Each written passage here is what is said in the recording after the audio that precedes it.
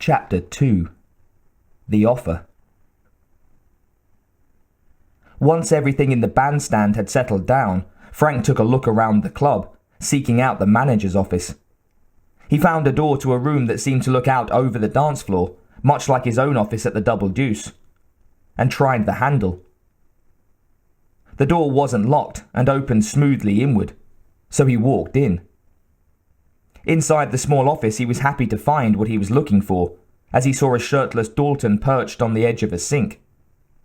He was tending to the knife wound that he'd picked up earlier in the altercation, running a needle and thread through his upper arm smoothly, looking for all the world as if he was just darning the sleeve of his shirt. Frank closed the door behind him. "Can I talk to you for a minute?" he asked, putting on his best salesman's smile.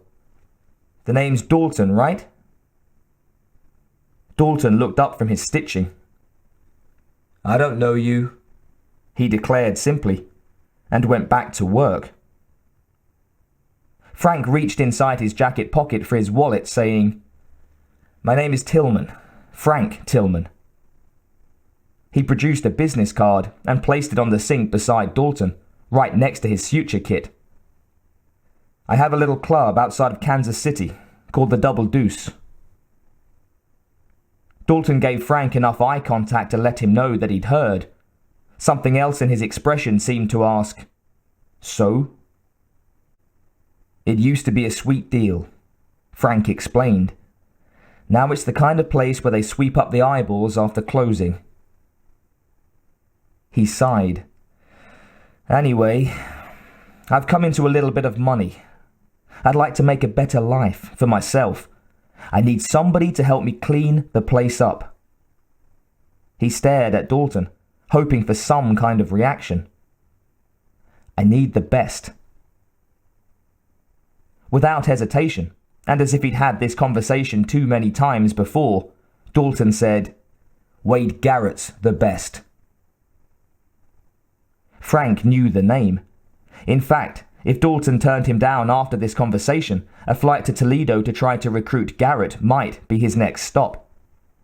For now, he repeated what he'd been told by the people that had recommended Dalton as the first choice to him.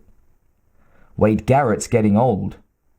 He's still the best," Dalton insisted, this time looking up into the mirror above the sink to stare Frank in the eye and make sure he saw that he meant it. Frank walked over to him, the salesman's smile back in place. "I want you," he said simply. Frank didn't know the reason, and later he never did ask, but Dalton, who had seemed disinterested up until that point, was receptive to the offer. $5,000 up front, $500 a night, cash. You pay all medical expenses," he declared, in a voice that said this price wasn't open for negotiation. For a moment, as the calculation of how much this might cost in the long run ran through his head, Frank almost balked. But then he reminded himself that he had the money, and you had to spend money to make money after all. He'd already skimped on spending what he probably should have on the Double Deuce, and maybe that was why it was still in the state it was, and why he was here. "I can live with that," he agreed. Dalton looked at him with a serious expression, letting Frank know that the money wasn't all he'd need. "I run the show," he told him, "completely." Frank was overjoyed to hear this. He might be the owner and the manager of the club, and did see himself as a leader of sorts. But, having accepted that he was out of his depth, what he needed now wasn't just another bouncer, it was a project manager. He hoped that Dalton would stay the course once he saw how big of a project he was taking on.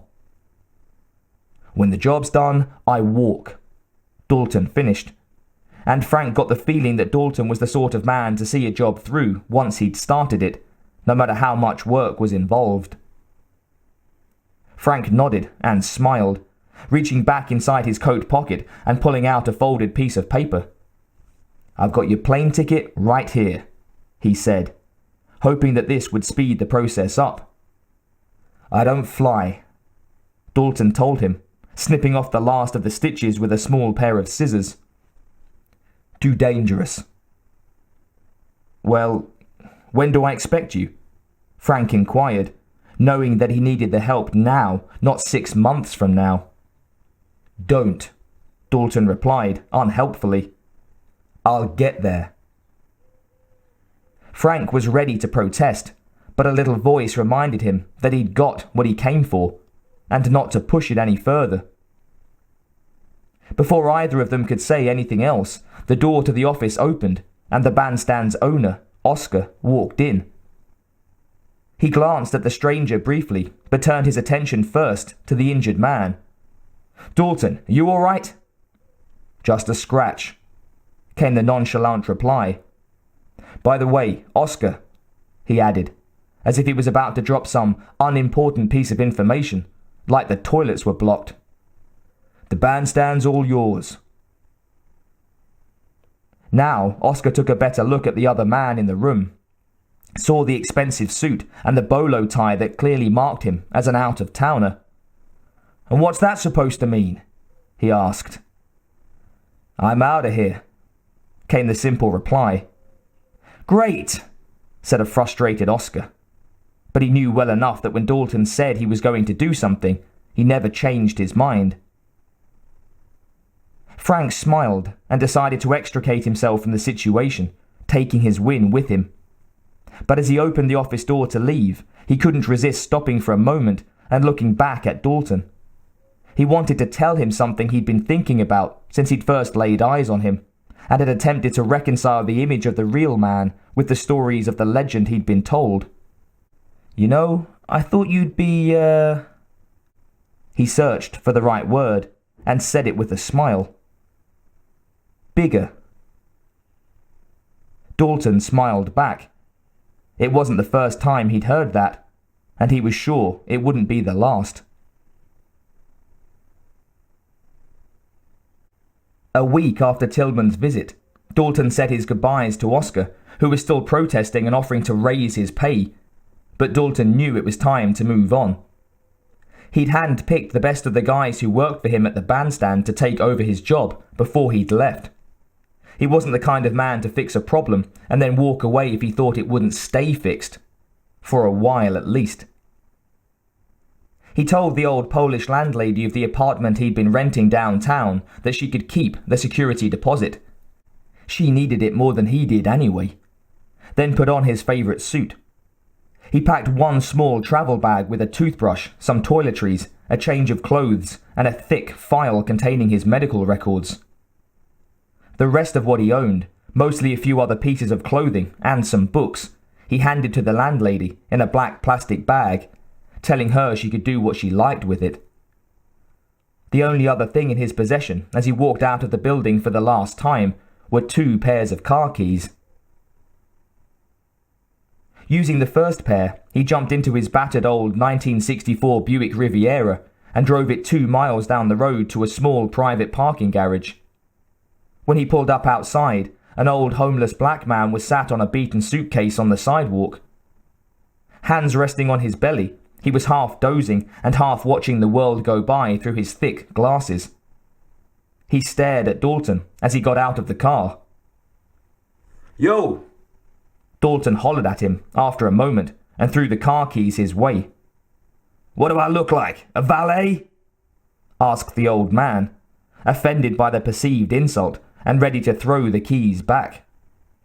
Keep it, it's yours, Dalton told him with a smile before walking into the garage. Mumbled the old man before considering the keys in his hand. A minute later, he was sat inside his new car and adjusting the mirrors, ready to take a drive. Inside the garage, Dalton pulled the beige coverall from the vehicle he had stowed there. Once it was off, he took a moment to appreciate the sleek lines of the almost new silver Mercedes-Benz SEC 560. He ran his hands along the smooth curves of the doors as he headed to the trunk to pack away the coverall next to his travel bag. There was no point taking a long drive if you couldn't do it in style and comfort, that he had 20 hours on the road ahead of him before he'd be in Missouri.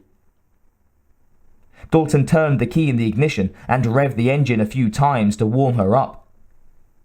The radio was tuned to 102.7, a great station to listen to in New York, but he would be out of the city soon.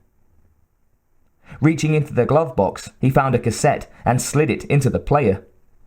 As he put the car into drive and headed out of the garage to begin his new journey, he knew he'd picked the right tape, as Canned Heat's "On the Road Again" began to blast out of the speakers.